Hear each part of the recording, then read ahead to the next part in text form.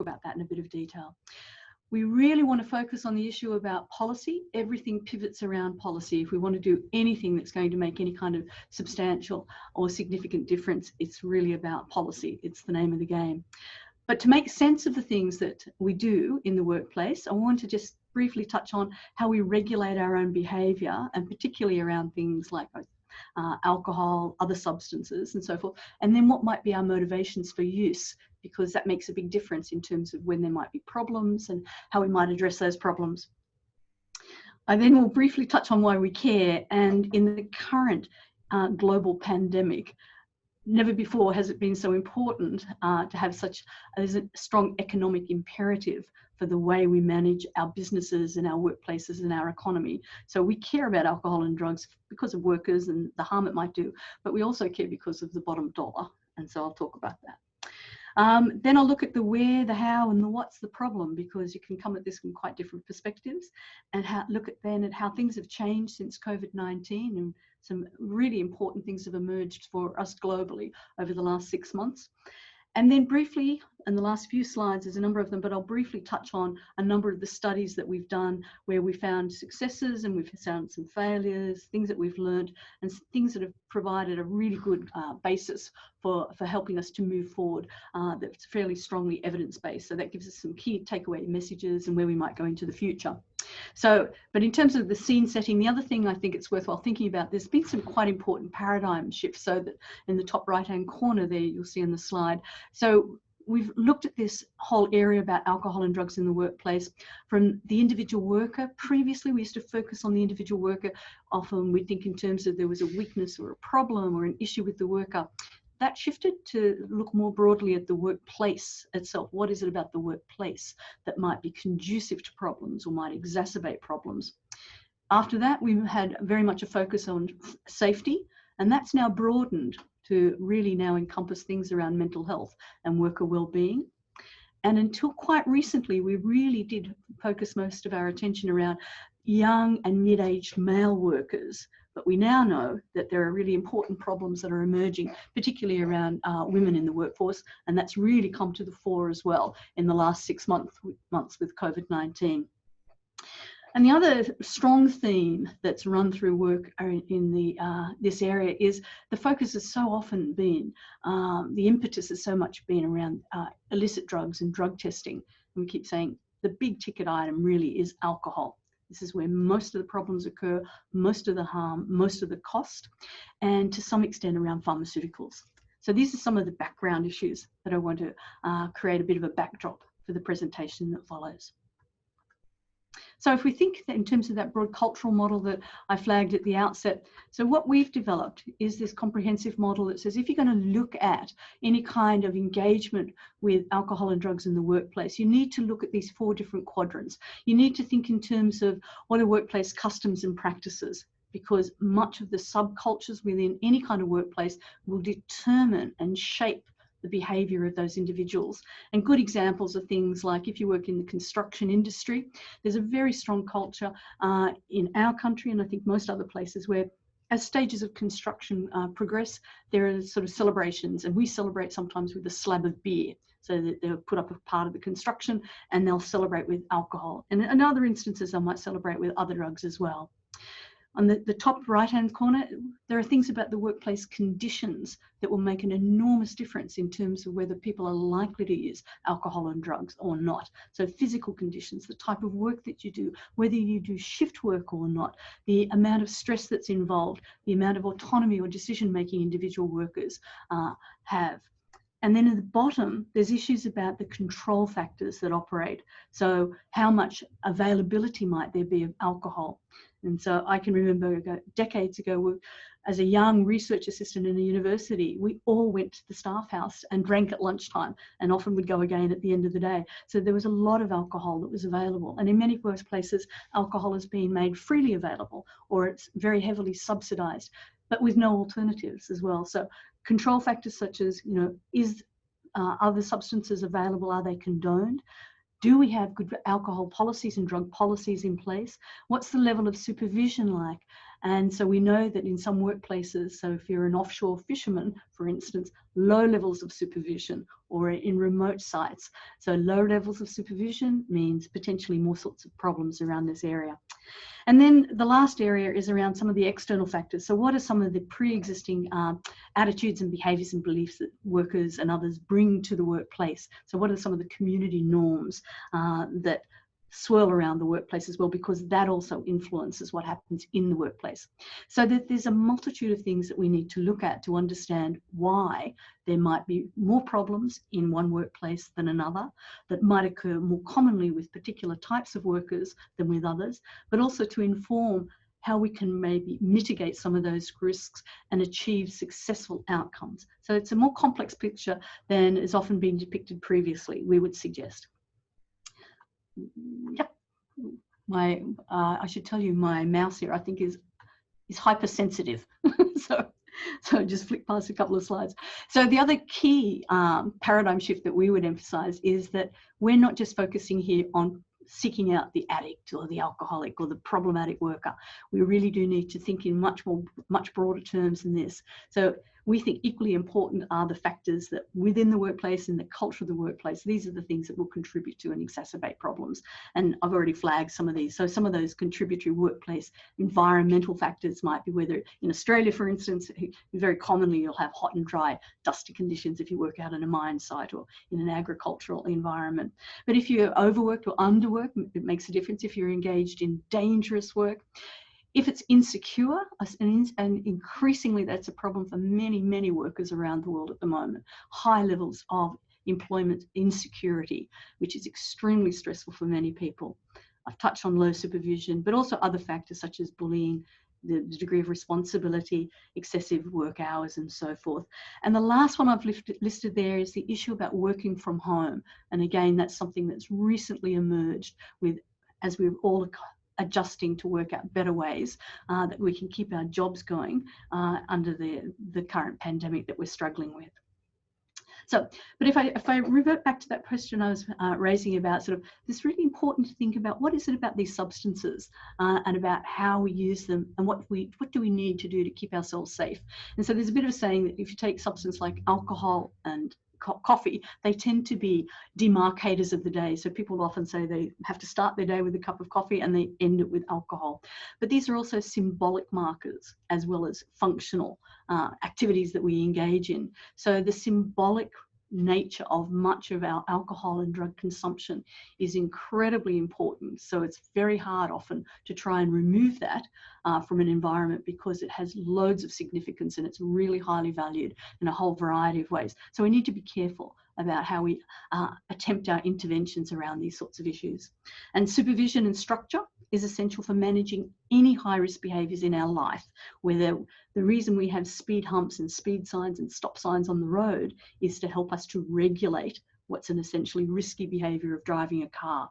So supervision and structure and methods of regulation are incredibly important when we're dealing with Jim Orford, who's a British psychologist, many of you would know, who really talks about these appetitive behaviours. So appetitive behaviours are particularly prone to problems. And in recent times around COVID-19, so this was a quote from somebody who was saying that time ceased to have any bearing on when I was sleeping, working, eating or watching TV when they were in isolation. So all of those demarcators of the day, those structures, those ways that we regulate our behaviours have been removed for many workers, and that creates real risk in terms of how we use alcohol and drugs. So the other thing I touched on at the outset is it's really important to think in terms of what motivates people to use any kind of substance, whether it's alcohol, tobacco, or illicit drugs or painkillers. And we often summarize this as the 3 Ps, that it's highly pleasurable. People in public health are often encouraged not to talk too much about how highly pleasurable both alcohol and drugs are, but they're extremely pleasurable. That's why people do it in the first instance. But much drug use or alcohol use can be really purposeful. So in the workplace, it might mean this is how you belong to your group. You're part of the gang. This is how you fit together and you bond. And so that's a very purposeful thing. Or it might well be that you're taking stimulants to allow you to work your shift work or work longer or with more concentration. So there can be highly functional reasons for doing it. Or there can be some negative motivators. And so that might be pain relief, and that might be emotional pain, or it might be physical pain. But these things can vary within the same individual and certainly across workplaces and work groups. And it's important to get a good handle on what drives people's use, where it becomes problematic. So as I said at the outset, when we start to think about how we want to address what we perceive to be problematic issues, policy is absolutely the key. And we've got really good empirical evidence of this now. And so we've done studies that identified workplaces with and without policy, and those with good policy, and when it's well understood and disseminated, have lower levels of problematic alcohol and drug use. The processes by which the policy gets developed and the degree of consultation with the workers, and in countries like ours, like with unions and other relevant bodies, is crucial to its success. And to the extent to which everybody in the workplace is informed about the policy and educated about the policy and understand how it's meant to be applied is crucial. So policy is the key to this. What can policy do, and why do we have it? Well, it demonstrates reasonable steps are being taken to mitigate risk. In our country, in Australia, there's a legal requirement for employers to do this. They can be held legally liable if they do not mitigate identified risks. And if there's a harm and if there's death, they can be jailed as well as being fined. But policies also can clarify the expectations in any particular workplace, the roles and the responsibilities about sort of work, safe work practices. It certainly is the lever, if you like, to increase knowledge and skills in responding to any kind of critical incidents that might occur. It promotes inclusivity because the policy should address the behaviour of everybody. Doesn't matter where you fit in the hierarchy or the structure of your organisation. It's meant to include everybody. It's meant to be positive and supportive and conducive to a healthy workplace culture. It also should allow you to encourage your workforce to seek help if they are experiencing any kind of problems, whether it's specifically to alcohol and drugs or something that's peripherally related to that. And as I said, it meets a duty of care obligations in many instances. So it's crucial. So I said at the outset, one of the motivators, the prime motivators for why we essentially care is it costs. So there's not only the harms that might occur to individuals, but it costs workplaces. So we've done numbers of costing studies here in Australia, as numbers of other countries have done. And for us, it's something like $6 billion a year in lost productivity, and $3 billion of that is due to absenteeism. But there's a whole, beyond absenteeism, there's a whole raft of things where excessive and problematic alcohol and drug use can really undermine the effectiveness of our economy and our businesses that we're running. We also know that the studies demonstrate if you have an alcohol or drug disorder, that particular worker is likely to be 2.5 times or so less productive than the total workforce overall. It's likely to contribute to a range of workplace accidents, injuries, and has a significant contribution to fatalities. So there's very important reasons why we're concerned about those things. You don't need to worry about the detail in this slide here, but one of the major contributors in terms of cost, in terms of the drugs that we look at, is tobacco and then alcohol. But tobacco tends to get overlooked to a large extent, but it impacts on a worker's overall well-being, but it also contributes to injuries through distraction and a number of other sort of risks that are associated with it. So it's worthwhile throwing tobacco back into the mix because we tend to overlook it. So when we think about problematic alcohol and drug use in a workplace, or what workplaces should be doing proactively, these are the essential elements. You want a formal policy, you really want some employee education and awareness of some sort, primarily reflecting what's in the policy. But crucially, and this one often gets overlooked, is you also want supervisor training. And I'll show you in one of our studies later how incredibly important that is. You don't just want to focus on the on-the-ground worker. You also want to think about the supervisor and a range of skills that they need in this area. And you want to make sure that you've got appropriate employee assistance programs and referral mechanisms in place. And I know that Ireland has got a particularly good employee assistance program that's operated. There's a number of other things that can be done where it's relevant, and that might be some an alcohol and drug testing program, some health promotion programs, and other bits and pieces. But the top 4 are the essential ones that we would emphasise. So if we turn our attention to then, well, who or which workplaces, where are the problems, which workers, and what's the nature of those problems? So this is where it gets a little bit grayer. So problematic alcohol and drug use is not equally distributed across industry and occupational groups by any means. We always knew that there were variations, but until we did some of our own studies here in our centre, we had no idea of the enormous difference and the range in variation. And I'll show you a little bit of data on that. So there really are some significant differences to be looked at. And these differences occur for a variety of very important reasons. And the policy responses and the other strategies that we put in place can address some of those underpinning drivers and factors. So they're very important.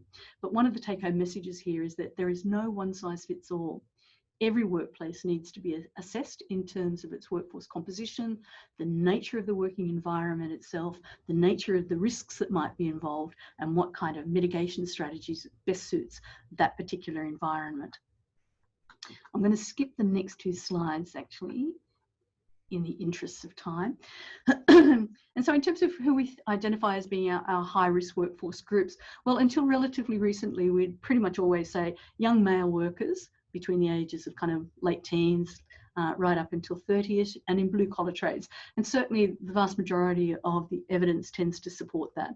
And that we see concentrations in particular occupational categories such as agriculture, construction, manufacturing and mining.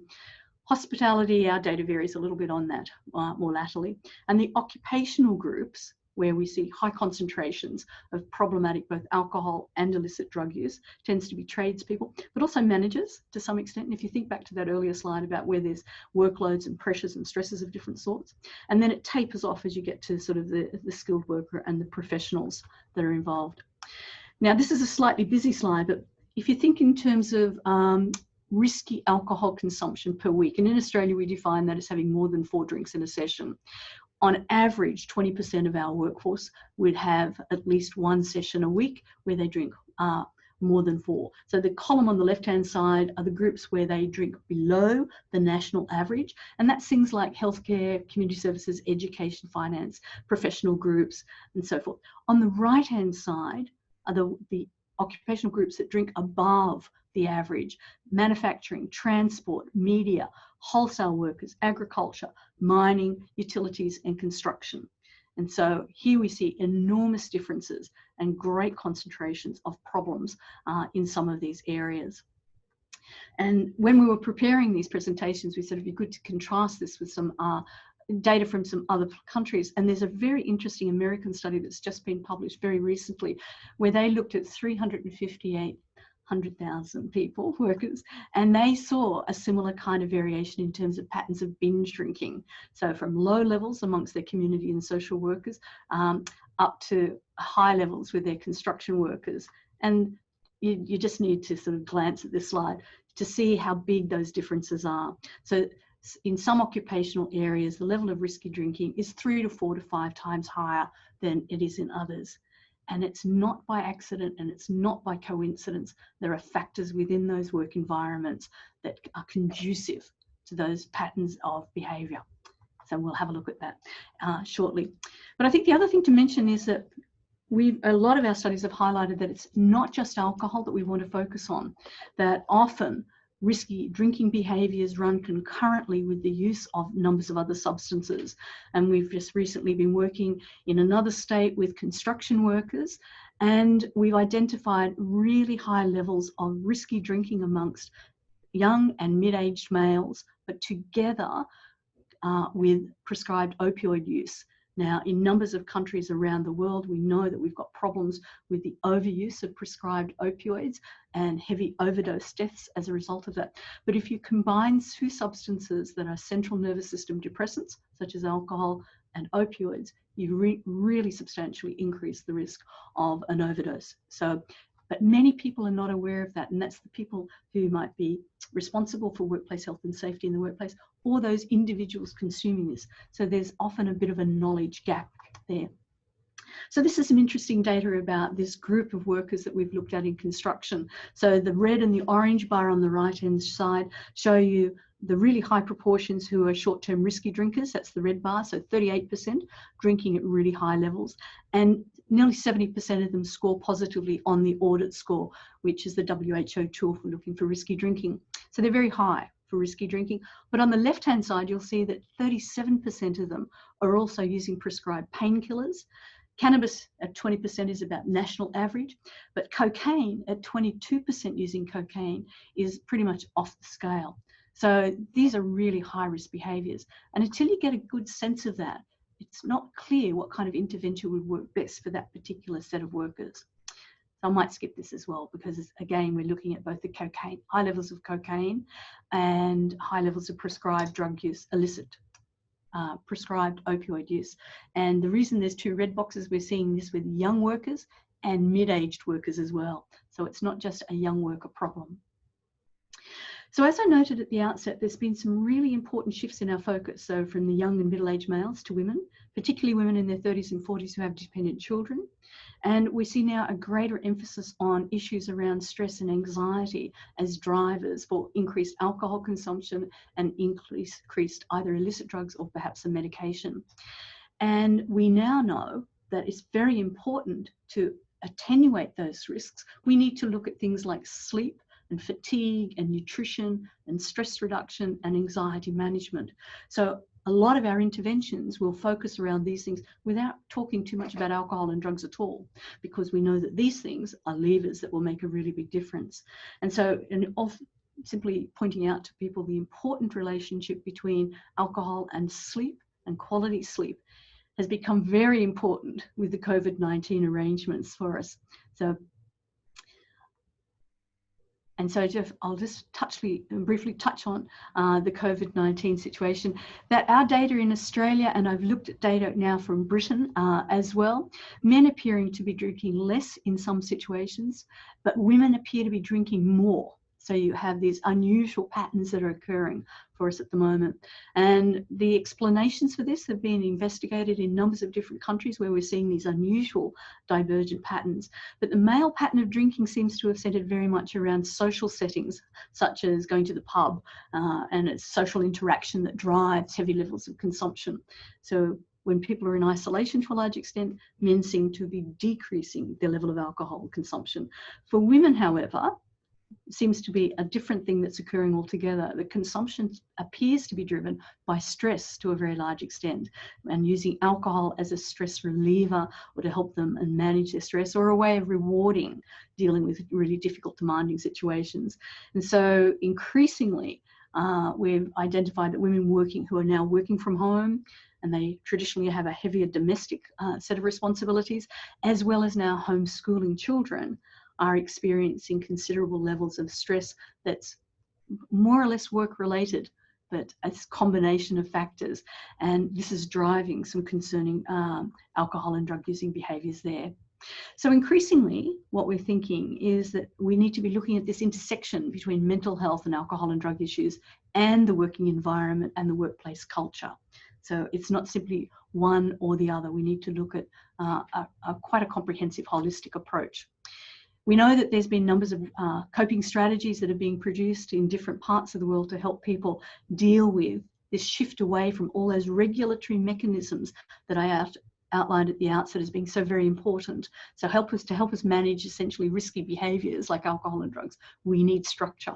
And when we're in isolation with COVID-19, we lose a lot of those structures, a lot of that supervision, There are resources such as these that are being identified to help us get a daily routine, to help us manage good sleep hygiene, eating well, and sort of looking after ourselves. And so this is another example about how to survive in isolation, because unless we get the balance of these things pretty accurate, then we're going to lose the ability to sort of be able to give good support around alcohol and drugs. And I particularly like this one for my Irish colleagues. So this was 10 ways to take care of yourself during the coronavirus. And it included, staying active and socializing where you can by chatting, but cooking. So I've put in for you here the chocolate Guinness cake from Nigella Lawson, because cooking, there's a lot of home baking that's going on, which is a good stress reducer. And to manage your alcohol and drug issues, stress reduction is central to that. So just towards the end of this presentation, I want to just give you also a little bit of a snapshot of the sort of work that we've been doing at our centre that's informed our thinking and the directions that we're going in at the moment. So we've done numbers of studies where we've looked at the nature and the extent of harms that derive from the workplace around alcohol and drugs. So we've looked at absenteeism rates and what drives that, and injury. We've done numbers of costing studies, and we're doing more of those as I speak. We've undertaken numbers of systematic reviews, looking at what sort of interventions work well, the efficacy of drug testing and so forth. And we've tested our theoretical model that I indicated to you at the beginning. And then we've run a number of trials in different settings, some of which have worked and not all of them.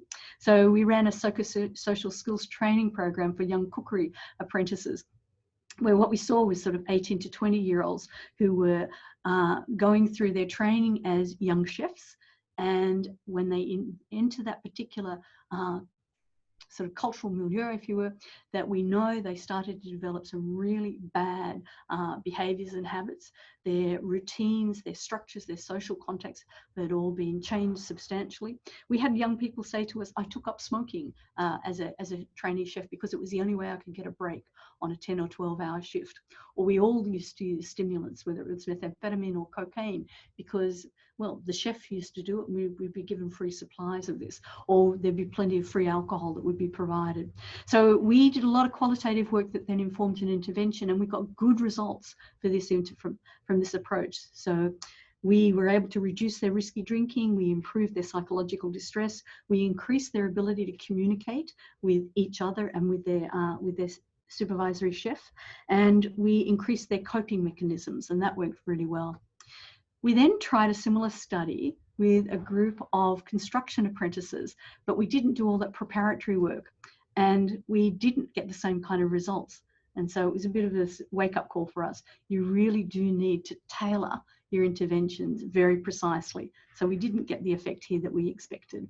So we learned that yes, you can have these high-risk environments, and certainly workplace psychosocial factors play a role, and some training is needed, but it needs to be tailored to that particular occupational group and the setting that they're in. Then after that, what we did was a very large 3-year trial with the Victorian manufacturing groups, where we had 2 sites as intervention, 2 sites of control. But here we did a number of additional things, and I said at the outset about the importance of training and supporting supervisors. So we put a lot of emphasis there on helping supervisors understand policy, develop policy, but to develop communication skills, and we had really good outcomes from that. So there was an increase across the board in terms of the awareness of the policy, increased workplace communication, so workers on the ground and supervisors said this, increased supervisor confidence, supervisors saying, I can now talk to my workers so much more easily about all manner of different things. And we saw a significant decrease, a non-significant decrease, but in the right direction around risky drinking and alcohol-related incidents.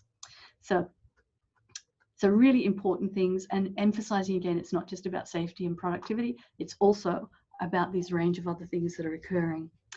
So our current project is, what you'll see here is we're pulling all this material together onto a website, which is just in its final stages now, and it should be available to anybody in the world in the next 2 months or so, where a lot of these materials and the resources and the evidence that's been informing our thinking and giving us clearer directions will be available for anybody there to be able to access. And our key take-home messages for this session is that there is no one size that fits all. We really have to assess risk in a particular setting and tailor the interventions according to that one particular setting. Having employees involved in the consultation, development and implementation is absolutely important, and it needs to be a whole of workplace approach. So, and then finally into the future. Well, with COVID-19, we really are in these uncharted waters. And it's increasingly important that we think in terms of what do employers and unions need to identify and address in terms of these emergent issues and needs of workers, particularly what's happening for our workers who are now working from home with job insecurity and the major economic downturns. So folding that together with the whole notion of tailored industry and gender-specific strategies, we're coming at these things now slightly differently, with a much stronger focus, as I said, on women who are working from home and carrying these additional loads, and certainly a big shift towards a greater emphasis on work-life balance, mental health, and a range of other things, including domestic violence to a large extent. So the bottom line is, employers and governments are being forced to look at ways to re-establish our economic stability in countries around the world. And being able to contain alcohol and drug-related problems will be pivotal in how we resurrect and sort of revitalize our economies. So it's going to be a crucial thing for us into the future. So thanks so much for your time. And these are our contact details here, and happy to provide information on any of these materials to you at all.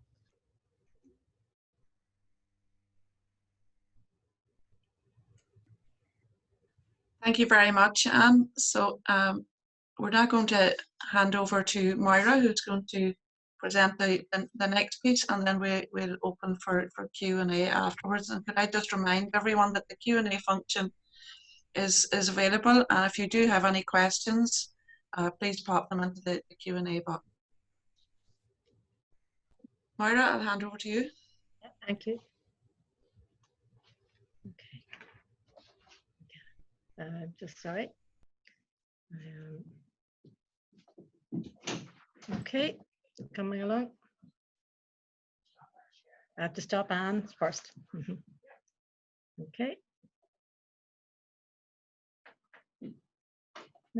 And share screen. Okay. Well, thank you very much, Anne.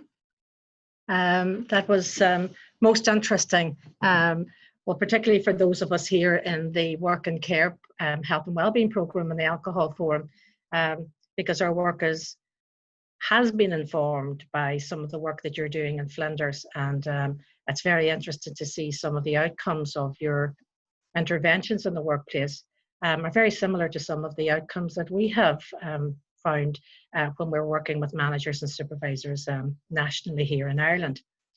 So thank you very much. And could I just ask anybody who's watching at the moment to pop your questions into the Q&A section, and hopefully we'll be able to answer you. And if not, we certainly will get back to you. Okay.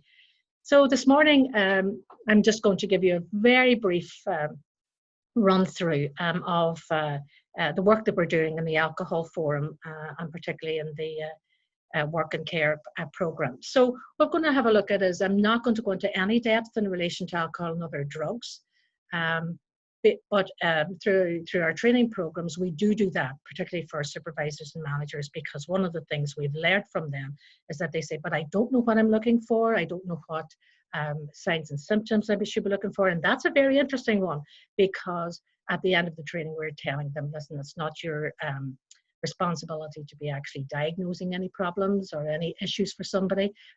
Work performance is most important in terms of your role. But let's move on here. So we're going to have a wee dip into workplace policy and legislation here in Ireland.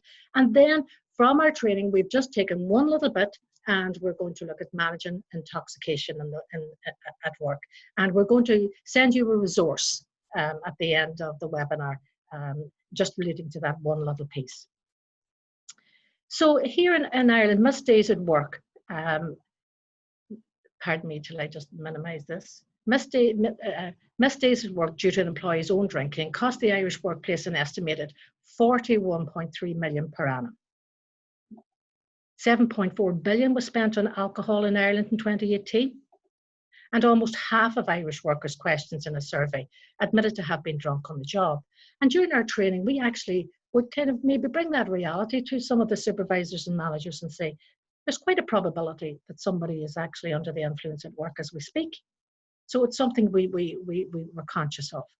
So the most commonly misused drugs or substances in Ireland are alcohol, cannabis, cocaine, and opioids. And through listening to those that we work with, those are the substances that frequently create issues and upsets for both individuals and workplaces. So what do we know about alcohol here?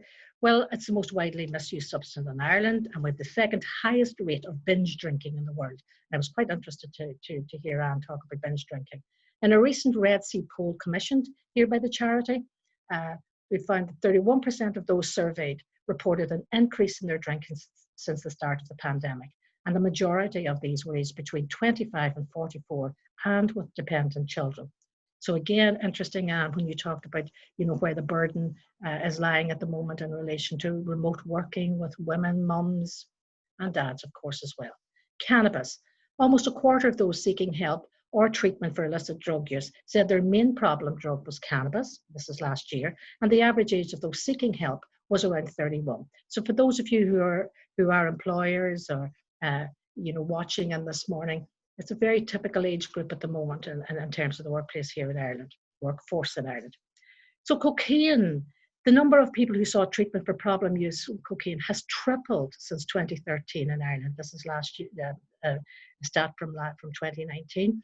And of those treated for problem cocaine use, 1/3 were in employment. So again, we're quite conscious of the polydrug use at the moment, but also of the increase in cocaine use. So opioids. Opioids is a term which encompasses natural opiates derived from the opium poppy and synthetic opioids. Natural opiates include heroin, morphine, and codeine. Synthetic opioids include methadone, which is used in drug treatment, fentanyl, and tramadol. Maybe some of you might be more familiar with tramadol. It's a commonly prescribed pain relief. Commonly misused prescription and over-the-counter brands include those containing codeine and tramadol, for example, Solpadeine, Nurofen Plus, and Exprem. And again, we sometimes forget about the impact that the misuse of over-the-counter drugs can have on actually the individual, particularly around mood-altering effects. So 39% of those seeking treatment for illicit drug use were misusing opioids. So alcohol and other drugs can affect an individual's concentration, coordination, work performance, and judgment. And those four we found when we spoke to managers and supervisors were the areas, the competency areas or the skills that were most impacted by an employee's alcohol or other drug use. So coming into our policy, workplace policy and legislation here in Ireland, workers who abuse alcohol or other drugs are 3.5 times more likely to be involved in a workplace accident. Workplace safety is everyone's responsibility, and that is an underpinning statement that we repeat throughout our work with employers and our work with in our training work. So here in Ireland we have the Safety, Health and Welfare at Work Act 2005, we have the Employment Equality Act 1998 to 2004, and of course the Workplace Intoxicant Policy. So I'm just going to very, very briefly go into the section that matters most to employers when we're dealing with intoxicants. And if I just say that the chapter 1 and point 1 was every employer shall ensure, so far as reasonably practical, the safety, health and welfare at work of his or her employees. And if I bring you back down to section B, managing conducting work activities in such a way as to prevent, so far as reasonably practical, any improper conduct or behaviour likely to put the safety or health or welfare at work of his or her employees at risk. Again, let's move into chapter 2 of the Act. An employee shall, while at work, comply with the relevant statutory provisions as appropriate and take reasonable care to protect his or her safety, health and welfare, and the safety, health and welfare of any other person who may be affected by the employee's acts or omission at work. And we do have evidence in relation to the burden that an individual's alcohol or other drug use can impose upon a co-worker. And the section B would say to ensure that he or she is not under the influence of intoxicant to the extent that he or she is in such a state as to endanger his or her safety, health or welfare at work, or that of any other person. And at times we found that in some areas and some workplaces that we would have been involved with, they didn't have an actual dedicated intoxicant policy. And that seemed to create an area of concern, for some of the managers and workers. But when we reminded them of the actual Act, the areas within the Act that actually provided that type of assurance for them in relation to if they had to intervene with an employee, that that they were actually responsible, accountable, and actually in one sense, that the Act actually covered the work that covered the intervention that they did. So with the Employment Equality Act 1998 to 2004, this is very interesting and come as a surprise to some, not all, of employers, is that in March 2006, the Labour Court here in Ireland upheld the principle that alcoholism is a disability, and as such, an employer shall do all that is reasonable to accommodate the needs of a person who has a disability. So that's quite critical and important in relation to that whole rehabilitation back to work. You know, if an employee has,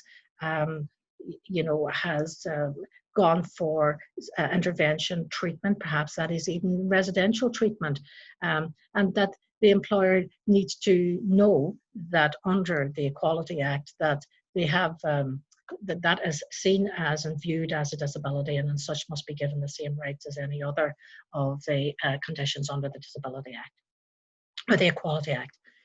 There's no, in terms of testing, this comes up frequently because there's no requirement for employees to undergo testing for intoxicants under the existing legislation. That's our Safety, Health and Welfare at Work Act. But while there's no obligation on the employer to test for intoxicants to obtain the evidence, testing may be included in a company intoxicant policy. And many employers who are working in the areas of, say, critically sensitive areas, manufacturing plants, pharmaceutical plants, and a range of plants, would actually build the testing into their contractual agreement with the employee. So if this is the case, then any testing would need to be carried out in accordance with recognised standards, and it would also need to be included within the employment contract or collective agreement. So what is a workplace intoxicant policy? And I'm not going to, go into that in too much detail. We do that through our training and through our support work with employers in terms of helping them develop a policy. But it is a policy, the written policy that forms the basis of any response to alcohol and drug-related harm in your workplace. And Anne, you're watching there. We have taken that guidance from yourself and Ken Pitt. Just our own training programs, when we talk about policy development, the Work and Care program would, again, offer support services and help employers develop their alcohol and drug policy and help them understand how, the process of consultation and how inclusive it needs to be and who all needs to be involved. And again, help them benchmark that against best practice and really good other policies that are available in other workplaces. So for the purposes of today's webinar, rather than go through all kind of maybe elements of what we do with, with our support here in the Work and Care program and the Alcohol Forum, and I'm very interested when I was listening to Anne talking about supervisors and managers, one of the outcomes in terms of our own evaluation of our work here was the increased confidence that supervisors and managers had in relation to actually beginning that difficult conversation with an employee whose performance may be impaired as the result of the way they use drugs and alcohol outside of the workplace. So what we thought we'd do is we would just maybe tip into this section, and the resource follows with this. So managing intoxication at work tips for employers. And again, very briefly. So the first things first, as a manager or supervisor, it is not your job to diagnose an alcohol or other drug-related problem, have all the answers, act as a counsellor or confidant to the employee, adopt the Clouseau approach, or use information about the employee that could be defined as gossip. And when we talk about, acting as a counsellor or confidant, sometimes when an employee would have perhaps maybe going towards maybe a dependency with alcohol or other drugs, if a well-intentioned supervisor or manager, takes on board a lot of the complications that come with sometimes the problematic use of alcohol or other drugs, then you can get bogged down into areas that actually you're not competent or skilled or indeed responsible to be dealing with. So in the training, we kind of help the manager and supervise, or we help them kind of set out understand their own boundaries, but also equip them with the type of language and skills, okay, that allow a conversation to be held respectfully, with dignity, but also with purpose. So it is, however, your role to promote safety, health and welfare at work, because it's everybody's responsibility. Recognise possible alcohol or other drug performance issues. Discuss and review performance with staff. You know, it's very difficult to actually talk about change in performance unless that you have a baseline.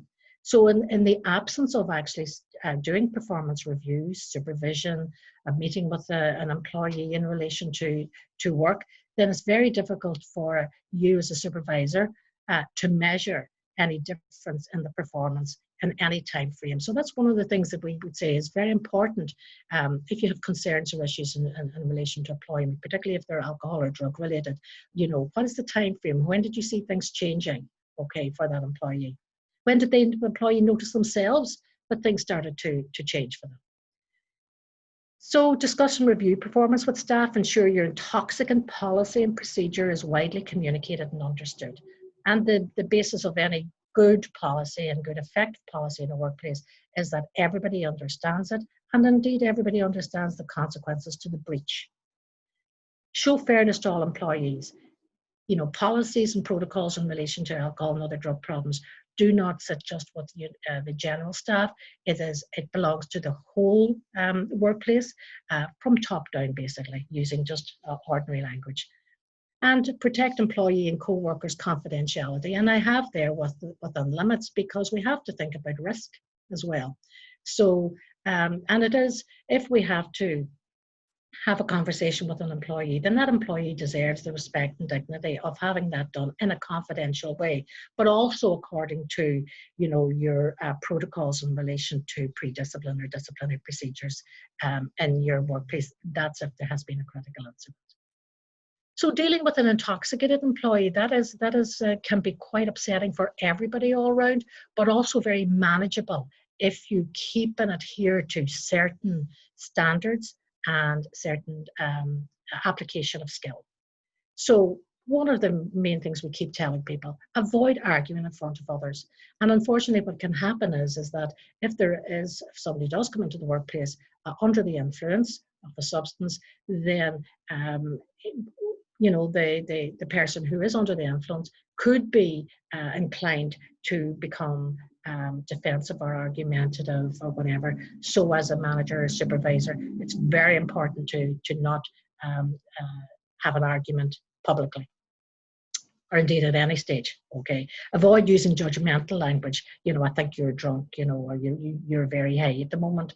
You avoid that completely. Employees should be asked to leave their workstation temporarily, okay, for the safety of everybody else and also for the dignity of the employee at the throughout this process. And the most important thing is be brief, firm, and above all, calm. So don't be provoked into a debate. Okay, be alert, as we would call them, 3 Ds. You know, people who don't believe that they have an issue will deny that there is an issue. They will defend there is an issue. But ultimately, as a manager or supervisor, you have to create the optimum conditions for discussion. And it may not be there when they're under the influence. It will be at an arranged time and place. But most importantly, if the person is under the influence, then you have a duty of care to reduce risk, and that may be to offer a taxi home if the employee is visibly under the influence of an intoxicant. And always remember that the employee may have driven or cycled to work. And during our work with managers, we actually help them find the language, find the, I suppose, the way of framing that and introducing that to the employee if they are intoxicated, because quite often the employee will refuse to, you know, a taxi, or refuse will want to drive home, and that creates additional complications. So throughout the Alcohol Forum's work and care, health and wellbeing program, businesses and employers can increase workforce awareness about alcohol and other drugs. And, you know, we would have like an animated, 7-minute animated video that actually, you know, brings just general awareness around alcohol and other drugs in the workplace in a way that's relatable And I think that that's really important in terms of working with the different types of workforces. And Anne, you alluded to that. It needs to be relatable to the conditions of the workplace. And that's something that, in terms of our work with employers, we would go and we would do a needs assessment. We look at what is the company's business, how is that business conducted. We get a sense of how the employee's day looks like. And so therefore, when we're doing, I suppose, simulated sessions or whatever with our trainees, then we're able to simulate the actual work condition of that workplace, and it makes it just a wee bit more relatable. Again, the work we would do would be develop workplace intoxicant policy and procedures, improve management intervention skills, and we have, in our work with a couple of hundred people, through that, we've learned a lot. We've learned so much from those we've worked with in the context of, that what can bring a bit of anxiety, a bit of fear. I live beside the person, I'm related to them. And we're able to actually facilitate those conversations to kind of at least bring people, and particularly managers and supervisors, to a space where the actual risk and safety of others becomes paramount. So access professional help for employees with alcohol or other drugs, and again, that is a support service that is offered through the alcohol forum. So that is a brief run through our work and care program and some of the work that we do, and we're very happy to take any calls or contacts from you in relation to anything else that you would like to know or to hear about. And we'll actually post some of our resources online and send them to you after the webinar. So thank you very much. And we will now go into a question and answer session. So. Thank you very much, Moira. And yeah, thanks, Jacqueline. So I'm just going to ask Anne to unmute. So thank you, Anne. Thank you, Moira. That was a very interesting, very informative session. And we have a number of questions that have been posted. Some were posted live during the webinar, and some we received in advance. So this first question came in relation to your presentation, Anne. So I might direct this one to you first, and maybe Moira might come in on it as well. And it's a question asking about the importance of tailoring to the cohort to which you are delivering.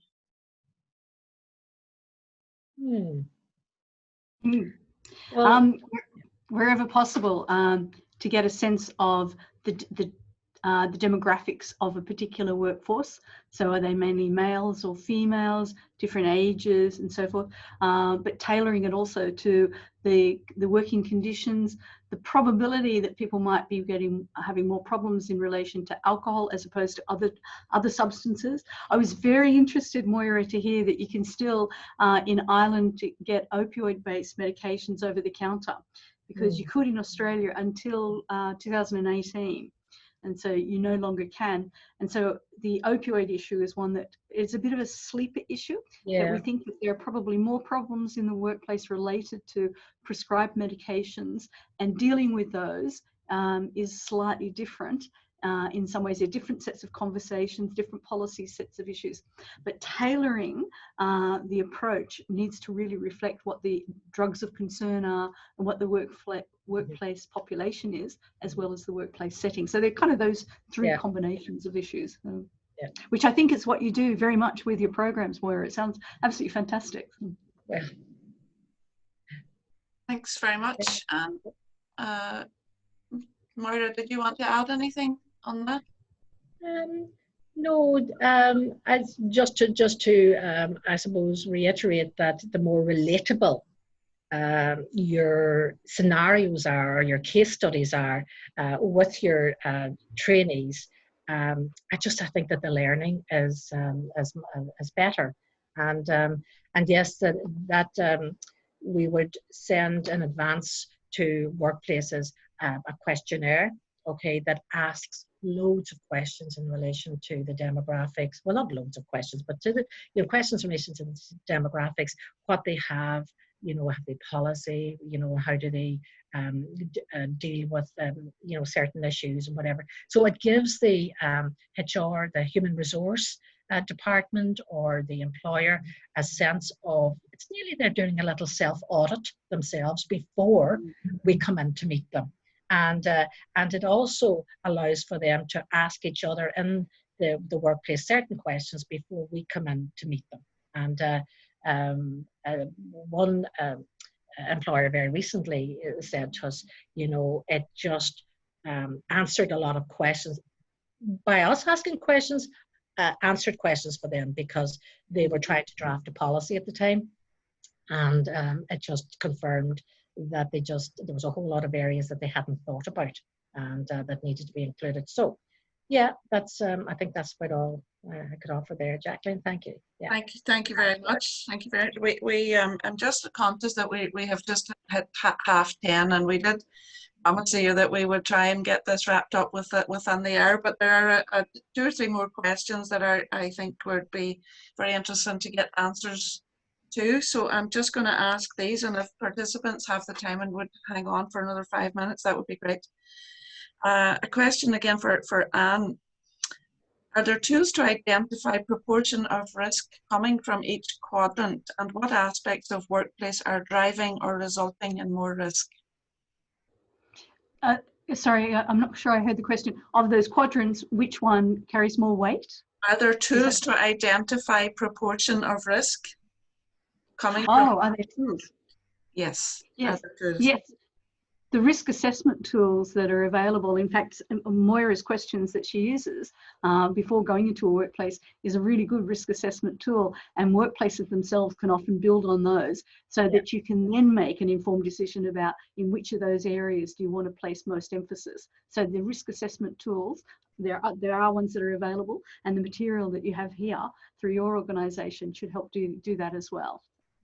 And the second part of that same question was, what aspects of workplace are driving or resulting in more risk? Well, it can be lots of things. It can be the nature of the work itself. And so a really practical on the ground example we give is that we did some policy work. We were asked to go into some mining sites, and they had really big problems with alcohol. And when we went there, it was an incredibly hot, dry area that we were in. And when the workers came out from their shift, that they were dehydrated, and it was really hot, and they were provided with free beer, free alcohol, and there was no other liquid that was. And we said, look, how about you just simply make free non-alcoholic beverages available? So on shift, and as soon as they came off, and it immediately reduced problems. So often you can have practical solutions like that without doing much more complicated things. All right, thanks very much. This is a very interesting one. How do workers deal with a manager or supervisor's misuse? Yeah. Carefully. yeah, with velvet gloves. No, well, that has come up, in training. What if it is the manager that has the problem?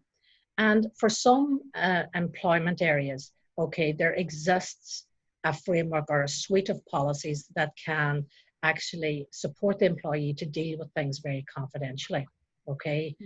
And there are policies and there are protocols in relation to being able to bypass and speak to somebody in a more senior level, if you have a concern about a manager. And yes, it's very difficult. But again, if there was application and wide and universal application of the Act and also of the company's own policy, it is universal and it is for all. And I think that unless that manager is actually the owner of the business, then it's very difficult then to actually address that. But there are various ways that that you can actually approach that depending on the size of the business. if it's a very small business, but if it's say like a business or an organization, like a public sector organization, then there are policies there that allow the employee to look for support in a very confidential way. Okay, and that's throughout. When you're thinking about the public sector, who have hundreds of thousands of employees, that disclosure policy applies to all of that, and that can be done in a very safe manner. Yeah. Thank you very much. And we have a question on: is there a template guide to follow when addressing the issue of an employee that we know is intoxicated at work but who is in denial, and the supervisor fears the employee will take a bullying case against them personally if they try to address the issue? Is there a guide to follow when addressing the issue? And the fear, this is a very common question again in the training, that if the fear that the supervisor has of a backlash if they try to address the problem. Yeah. Well, okay, I'll have a go at that. So just I want to hear the question properly, Jacqueline, is that if a problem has been addressed, is there a template guide to follow when addressing the issue of an employee that we know is intoxicated, but the supervisor fears that there will be a backlash, a bullying case may be taken against them if they try to address it? So well, I think interestingly, okay, one of the things that helps in relation to the training, Jacqueline, that we have done was that we actually put up some case law, and we show give an overview of cases that have been appealed, cases that have been processed through the Labour Court, the WRC and whatever, and we look at the process that sometimes is that the process has actually failed everybody because though what you're talking about there, like a template or a guideline, hasn't been adhered to. Now, everybody's problem or issue is like a fingerprint. It's unique to them. Okay, so what would work for one employee may not work for another employee, but fundamentally what works is how the supervisor approaches it. Documentation, applying the policy and procedure of the workplace, applying dignity and respect to the employee when you're working with them. But there is a guide, and then that guide, it's unfortunately in a webinar like this, it's very difficult to actually go through the whole process. But yes, there's a beginning, there's a middle, and there's an end. And beginning, but the earlier conversations are the most critical conversations with an employee. How you approach them, what language you use, what your tone is, what facts you have, what is the evidence, what documentation is there, okay? Because you can't go on any hearsay. It's a bit like my slide, in one of my slides, I said, you can't approach, like, say, well, I heard this conversation over a cup of coffee in the tea room, and I heard that they were out and they were drunk on Saturday night and they got into bother and they were in a fight, so therefore I'll talk to them about that. Now, there's loads of stuff that you don't enter into a conversation. The stuff that you enter into a conversation is factual, okay? It cannot be disputed. Stuff like, you have your guide will include that somebody's maybe sick leave or absences, or there is a suite of I suppose areas that you actually document before you would have a conversation with somebody. But the skill and the approach of the supervisor is critical to actually helping a process to a good conclusion. Not all cases work because, as I said, people's relationship with alcohol and other drugs is like a fingerprint. Some people, maybe it may be very late before the workplace decides to do something, and then the problem that the person has gone into actually a dependency problem. Okay, people who are working in large employments will have probably seen situations where people have had to be let go because of disciplinary reasons due to and it's just an awful sad situation where somebody loses their job as a result of their dependency. Okay, and the workplace is such a critical actor and construct in relation to helping earlier intervention. You know, they're not counsellors, and we keep telling our supervisors and our trainees, no, no, no, you're not counsellor, you're not meant to have all the skills of that. There are specialists there to help support you and to help your workplace support this person.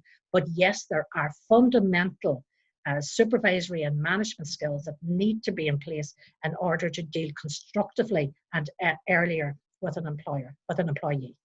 I don't know if that answers it. Thank you very, very much. I'm conscious, just I'm just going to hand over in a minute to Kieran to wrap up, because I know that we have taken up people's time, and I'm sure there are other meetings waiting. So there are a number of questions that we didn't get a chance to answer, but we will get answers to them. So if you've asked a question and you haven't had it answered yet, we will get answers, and we will contact you and send out the answers to those. So thank you very much, and Moira, and I'm going to just ask Kieran now to conclude this webinar for us. Okay, Jacqueline, thank you, and a big thank you to Professor Anne Roach from Flinders University in Australia, and it's been really lovely listening to you and actually seeing. And actually, it's been very good for us in terms of seeing that some of the work that we're doing actually fits very well with some of the stuff that you're developing, and of course, as Maura said, linking with your work. I want to thank Maura and Jacqueline from our care and well-being in the workplace team, and they've been, like I said, they've got loads of experience, and you can see there they've got loads of experience in addiction support and in training, and so I just want to thank them. I also just want to say thanks to the organisations that support us, the TUSLA, Child and Family Agency, the Health Services Executive support us, and also the Drugs and Alcohol Forums that support us in our work. So it'd be remiss of me not to kind of acknowledge the work they do in terms of supporting us. So this was the third in a series of webinars the Alcohol Forum have been doing. Our first one was on alcohol and the developing adolescent brain. Our last one was on developing a school policy. This one was on alcohol and other drugs in the workplace.